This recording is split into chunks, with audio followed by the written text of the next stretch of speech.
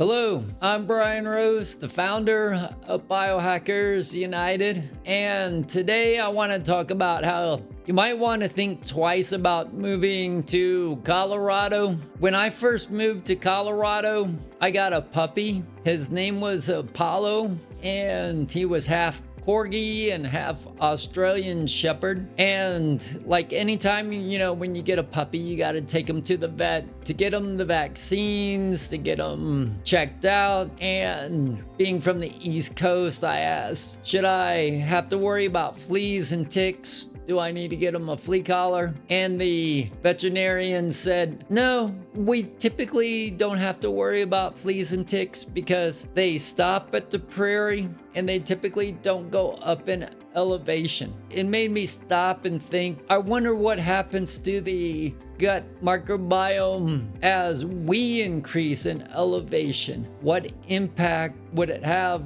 on the human body? So I came across this study which will absolutely shock you. If you're living in Colorado, if you're thinking about moving to Colorado, I'll put a link to this study, but let's get into it. They looked at a multiple human study of both men and women. They showed that gut permeability increase when at higher altitude, and they classified the higher altitude of being above 3,500 feet, which could result in a cascade of health conditions. The research furthermore showed that there was a 50% increase in gut permeability when the individuals traveled from sea level through 3,000 feet all the way up to 8,000 feet. That there was a 50%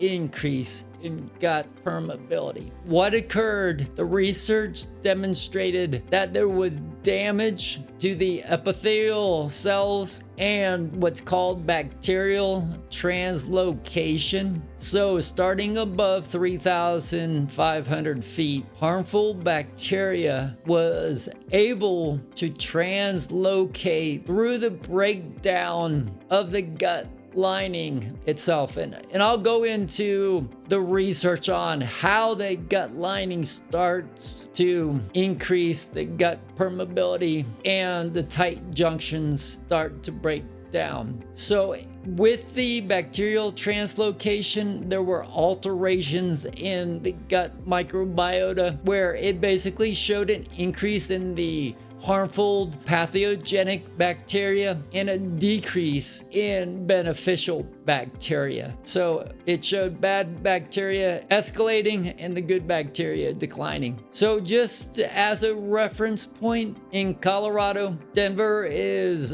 at 5,280 feet. Colorado Springs is at 6,035 feet. When you get to Aspen and Breckenridge, which was at the peak of this study, going up to 8,000 feet, it gives you a reference point if you're living within these cities or you're considering moving to some of these cities in Colorado. Here's an actual picture from the study itself. So you'll see what is considered a normal gut lining with the tight junctures and the healthy microbiota, the viruses, the healthy microbiome, which you can see the nutrient absorption. But when you shift over to the other side, where you see some of the junctions, the tight junctions within the gut lining starts to break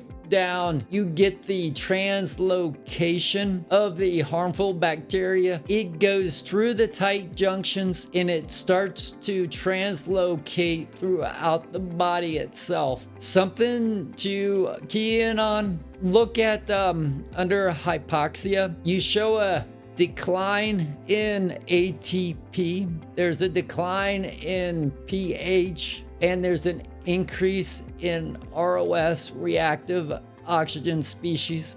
So keep that in mind because we're going to go into a slide about training and exercise at higher altitudes and the effect it has on ATP, on the bacterial translocation, and the decrease in the tight junctions. So exercise at higher altitudes, again, it was looking at above 3,500 feet, demonstrated a dramatic increase in gut permeability due to the diversion of oxygen from the intestinal lining. So how it works is your gut itself has a certain oxygen level. When you exercise and you go up in elevation where oxygen decreases and you're doing physical training, your body starts to demand more oxygen. So your body will, like a vacuum, it's gonna draw the oxygen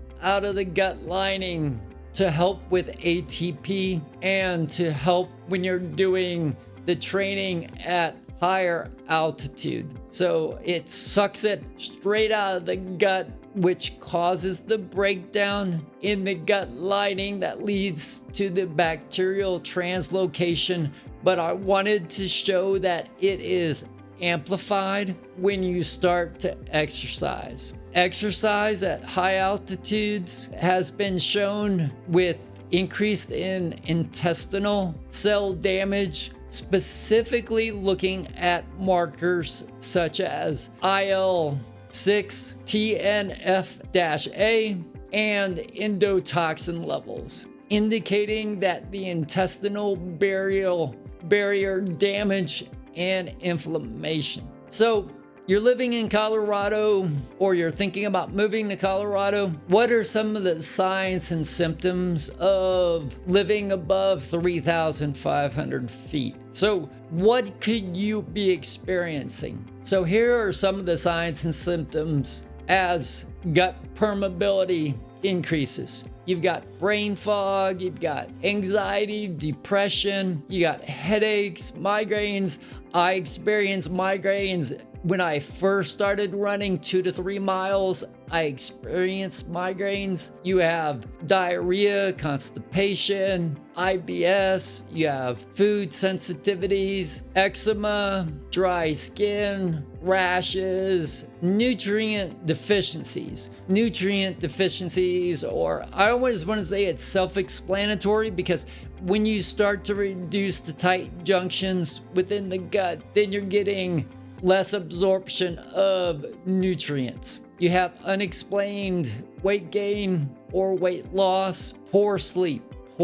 So when you get in higher elevations, it can dramatically impact your ability to get a good night's sleep. Unstable blood sugar levels. We're going to go into another slide specifically drilling in on the impact of blood sugar and increased cravings. So getting into gut permeability and blood sugar. So what they showed, because they were measuring sugar that was administered at sea level at 3,500 feet, going up to 8,000 feet. And they looked at the amount of glucose and sugar that was being absorbed in the blood and the urine as you increased elevation. So at higher levels, you can lead to chronic inflammation, which leads to insulin resistance, which makes it harder for cells to absorb glucose, causing higher blood sugar levels. And they showed this, because what they did at higher altitudes, they showed a higher percentage of sugar in the bloodstream and urine. So you have impaired microbiome. Again, you have an increase in harmful bacteria, a decrease in beneficial bacteria, which leads to an imbalance that negatively impacts the glucose metabolism. Now, the increased absorption of sugar because it was passing through the gut lining leads to faster and excessive absorption of sugar. And they were also seeing spikes in blood sugar levels as it increased in elevation. Now, going back to trouble with sleep, gut permeability can cause hormonal dysregulation. So the gut communication with the metabolic hormones like GLP-1 and ghrelin, they basically regulate appetite and blood sugar. As the leaky gut distributes the signals from the hormones, it leads to poor glucose control. So when GLP-1 and ghrelin become out of balance, that could lead to your impact on appetite and disruption in hormones. So this is why this research and this study is such a passion of mine. My grandmother, she passed away from leaky gut syndrome. What happens is as the intestinal barrier starts to decrease, if it gets to a certain point, you're given a choice. You're given a choice that they could remove the sections of the intestine, or you could pass on because the endotoxin levels dramatically increase as gut permeability increases and there's a breakdown in those tight junctions. So it affected me, my family, when she passed away from leaky gut. And like I said, this was one of the passions of mine, and I hope the information helps. Now, some dietary supplements which actually have beneficial effects when you're traveling at high altitude or if you're living at high altitude.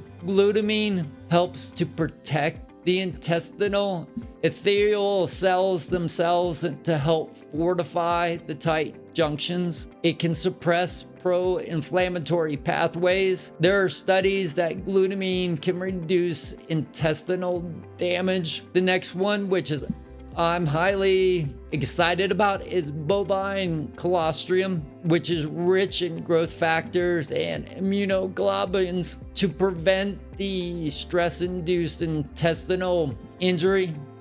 Basically by upregulating the tight junction proteins and increasing heat shock proteins. Heat shock proteins are really special proteins because heat shock proteins will bind to your normal proteins. And it's kind of like origami, where the heat shock proteins will help regular proteins fold properly. So use of asana will increase heat shock proteins, but so will bovine colostrum. Curcumin. Curcumin is a polyphenol which helps the intestinal barrier protection. So something to stock up on before you get to Colorado. It helps to reduce oxidative stress and prevent the tight junction disruptions. The prebiotics are pretty much self-explanatory because of the disruption and translocation of the harmful bacteria. You want to increase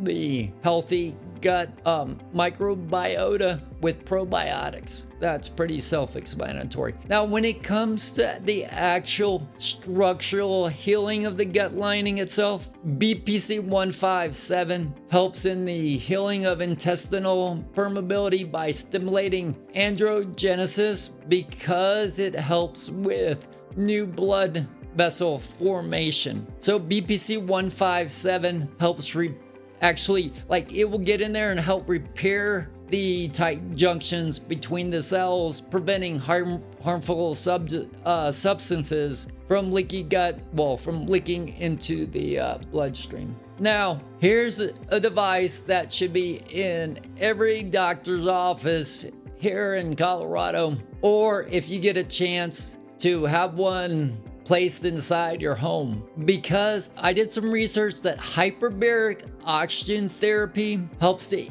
increase the the oxygen levels within the bloodstream, which helps heal the gut lining, promoting the cell regeneration. So HBOT itself can reverse some of the damage. HBOT modulates the immune response and reducing the pro-inflammatory cytokines. This is huge when it comes to the high altitude training, because HBOT supports the mucosal healing by increased collagen production, which is crucial for the gut lining. That's where I would increase the bovine colostrum with HBOT. The other thing it does, going back to bacterial translocation, HBOT prevents the harmful bacteria from crossing into the bloodstream. So in conclusion, looking at high altitude exposure,